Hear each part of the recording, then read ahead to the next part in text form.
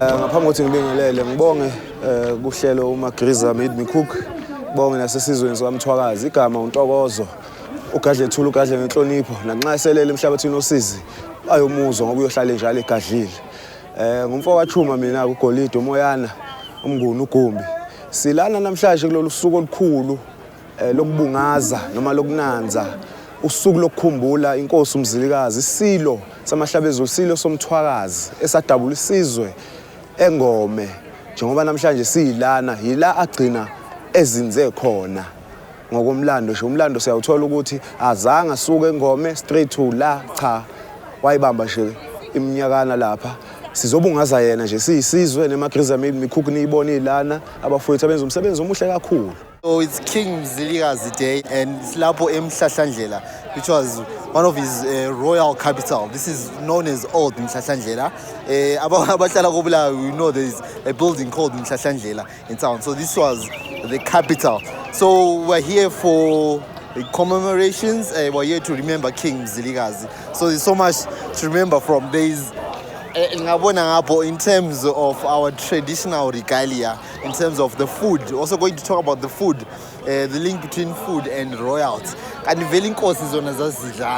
what did the kings or the royal family eat within context of such events? Festival, so also here for that one. Also the songs, Ingoma Zamabutho.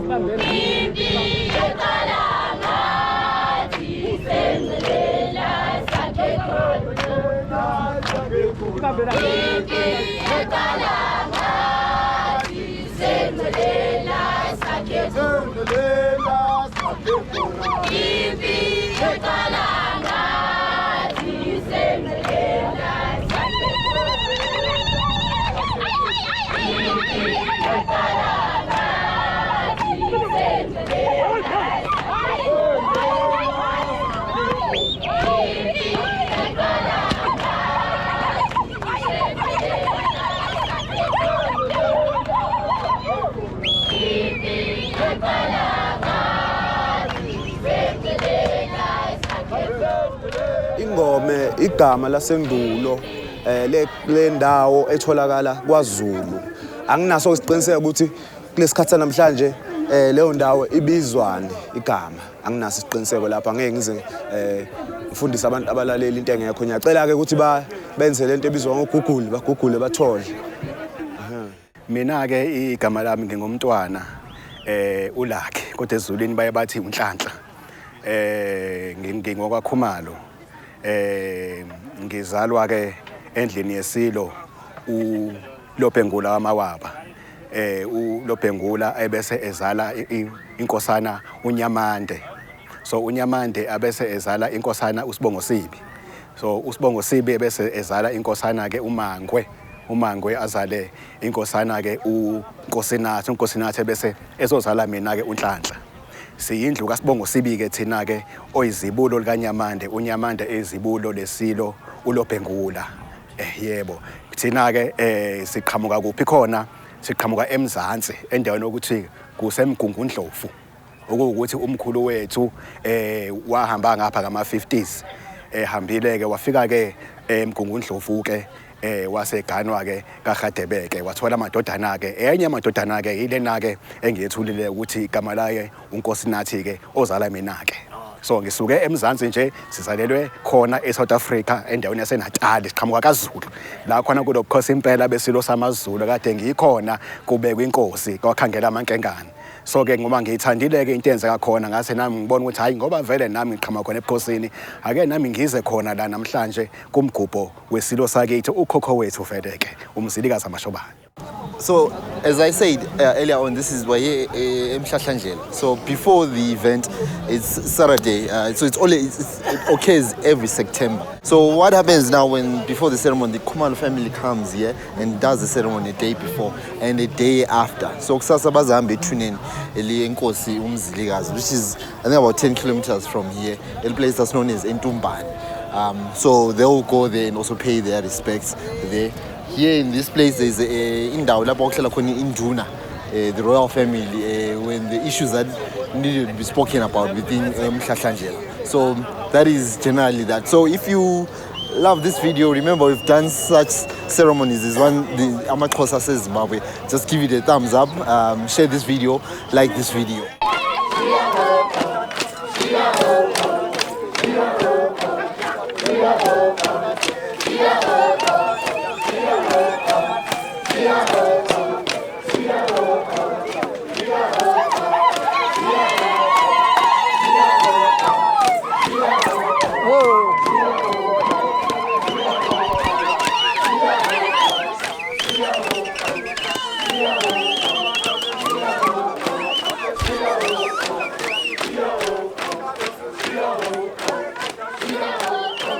Mina nginguMaZulu Khumalo nginguMrs Masuku ngiphume eNkayi kodwa ekuzalweni kwami ngizalwa nguGeorge uGeorge ezalwa nguTolo uTolo ezalwa nguJoy uJoy ezalwa ngumuntu ifirst born kaMzilikazi umuntu ezalwa nguMzilikazi kaMashobane kuba ngumsebenzi ngoba la uyasebusesaba ukuthi osenza abalumisa ngesisu laba abantu ngingapheka kubi so kumele badle yena la akholise ngoba ngikholisile kakhulu behleli lapha bathe kuyahlabusa inyama liyahlabusa kwaze kwathi lo godade laye wathi phekekile iyahlabusa so ukuthi kuba zima ekuqaleni ukuthi kambe ngizabenelisa laba abantu kodwa nxa ususizwa bethi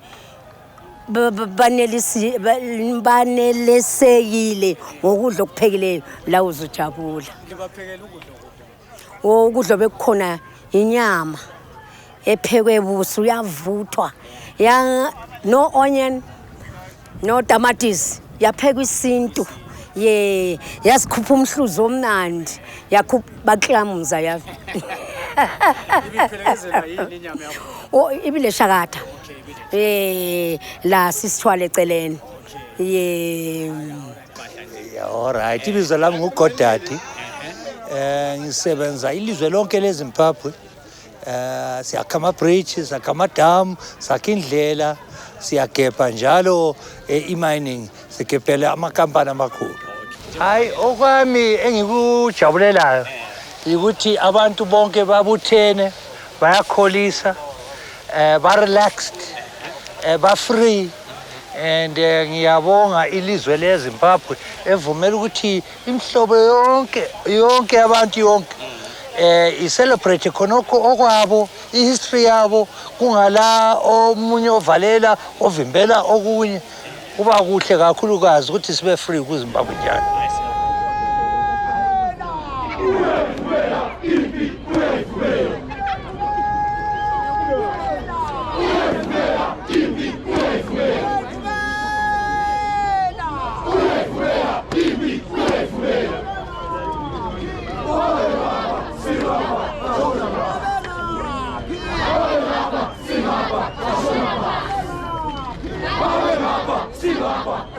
Uqakatheke kakhulu.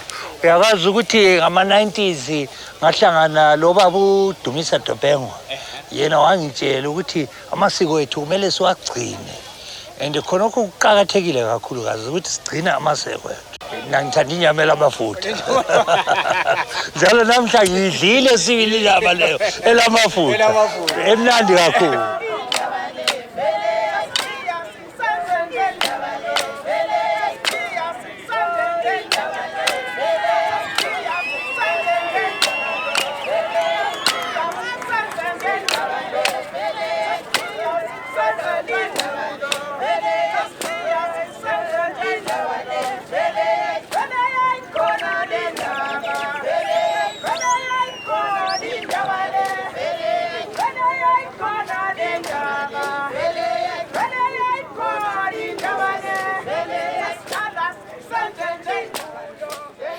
Ibizo lami nguPrezi Ngulube, ngihlala koBulawayo.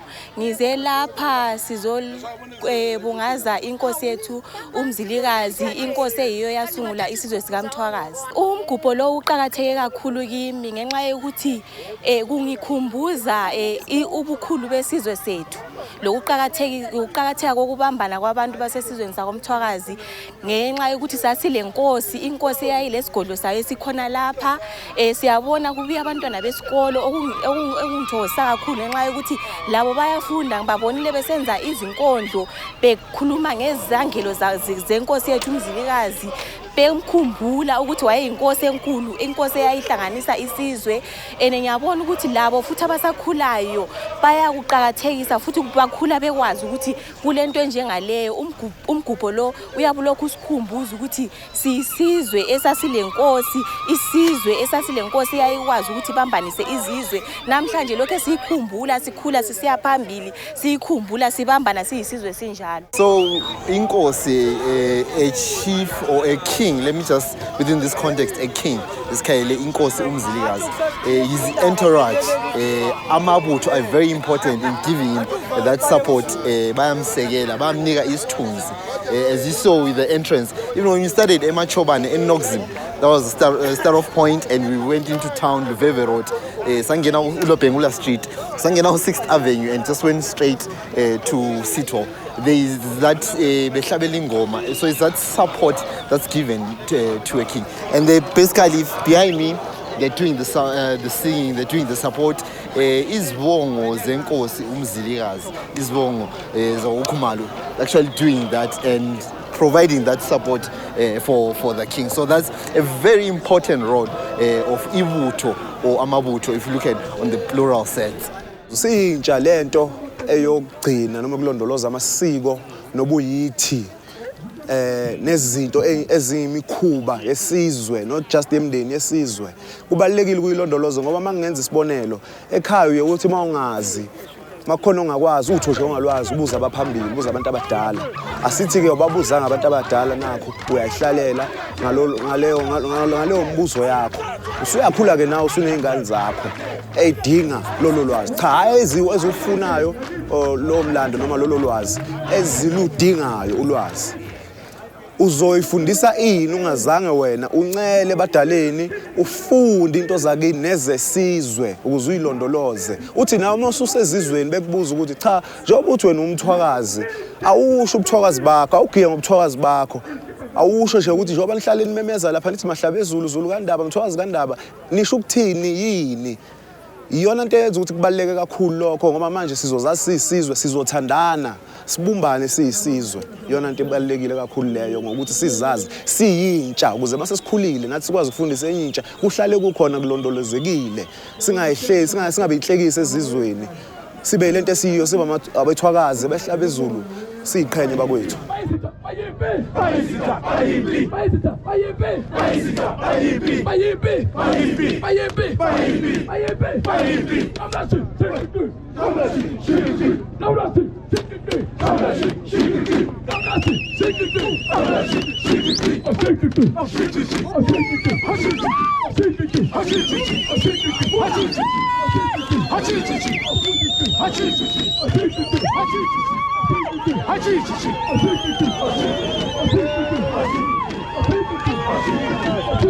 Hayi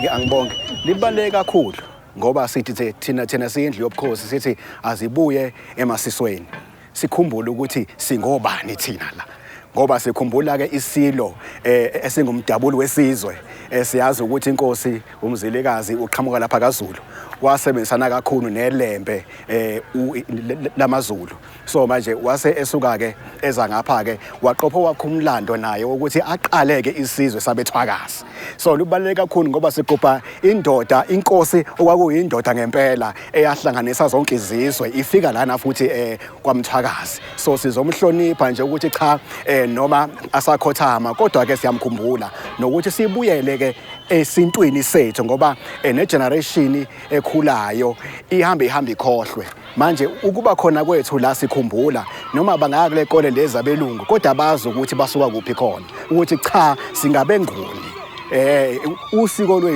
lwethu siyazigqaja futhi ngalo ngoba sinomlando thina wenkosi eduma umhlaba wonke isilo samaNdebele umdabulo wesizwe esiduma umhlaba wonke okungukhokho wethu ngijabula kabi mina mangikhuluma ngokhokho wami ngoba ngikhuluma ngento engiyaziyo ngoba ngizalwa phakathi kuleyo yindlu engubonileyo lapha ukuthi nxa silapha endaweni leyi abantu bayakhumbula ukuthi kumele bahloniphe abantu abadala bese sukumela lapha abantu abadala sibahlalise ezitulweni sikwazi futhi ukuthi abantu abadala bengami thina sihlezi phansi sibasukume so ngicabanga ukuthi isiko asingalipractice masilapha kuphela silipractice noma yinini kumbe kungo-October kumbe kungo-December kungayisikho ukuthi kusemgujweni kuphela kodwa usiko silipractice kuzo zonke izikhathi ngazo zonke izikhathi ukugqoka kwethu siziqhenye ngakho sikwazi ukuthi noma yinini sizigqokele i-traditional gear yethu sihambe etown kumbe sihambe emalokishini sizigqokele ngendlela esifuna ngayo sikhumbula ubuyithi bethu sikhumbula iculture yethu abancane siyabakhuthaza ikakhulu elimini ulimi lwephukile abalubhonkola abantwana nawo awuyazoshaphuthe balu uyazi balubamba ngani bephula ngedolo nxa ufuna ukubasa ukhuni lapha ya awulimi hayi ulimi yilo nje olusidanisayo kakhulu ngoba lazi ingwalo zesikolo hayi asongwalo zabantwana thina sazifunda ngesikhathi sethu ngesikhathi sethu kusabhalo PH tongaye ngiphi umkandla lwana uPM Mkandla osigogo hawu kwakusabhalwa lapha yana khathesi hayi ulimi hayi so sithi linantsha yanamhlanje ake livuselela amasiko thina sesikukodwa thu so lingayekela ukuvusalisasala lani lizasala lani mangamabi selizadibanisa indimi kanti ke kwakungenjalo olwangapha ngoyimathebhelele ndalikhulunywe nje kucace ba ukuthi uyazi ukukhuluma isintu sakwenu akithi njena nje ukudla enkuhle la kuyisintu noma ke kuphathi kwakho ngibona ke kune rice kodwa ke bengajabula ukuthi uma ngabe kunjena nje irice lime eceleni sidle ngempela isintu kuyisintu ngoba ngisibonile isitambu ngayibona inyama nayo uyabona so ngakubona nokunye nepapa lalana elingajwayelekile nepapa lethu thina ngale eMzansi abantu baseMzansi banepapa labo bese kuba la kunendlela nje yokwenza ipapa ukudla bekumnengi kakhulu kodwa nje ukudla nje kuyafana kodwa bengajabula ukuthi next time mhlambe kungafakwa izinto ezifana nepinashi nemfino uyabona nje lama coleslaw lawa ngathi ukudada kancane nama rice makuyisintu kube isintu ukudla kube kwesintu isintu nenyama yangaphakathi futhi ibe khona kucaca ukuthi nojeqe futhi ube khona kodwa nje hayi anginazo kakhulu inkonondo sidle kahle kakhulu siyabonga. And then within the video we see beautiful ladies, so they are role within this process also for them to be here at this ceremony is them to learn the cultural dynamics of this event.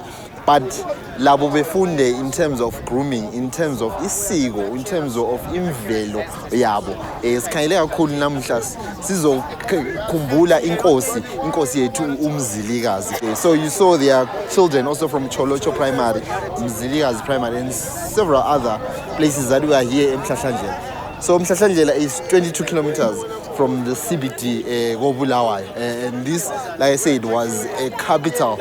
And lami ubabomkhulu Sivalo waligcoba lapho, and so something nostalgic to me to learn about that history. And indawo le yayigcinwe undoda esimbiza uGwawalanda uMathe, who was also instrumental within preserving the Ndebele culture within this space. So remember, subscribe if you haven't subscribed. This is Magriza Made Me Cook. Remember, share this. Thank you for watching. I'll catch you on the next one. Remember, keep the love, keep the buntu. Togoza.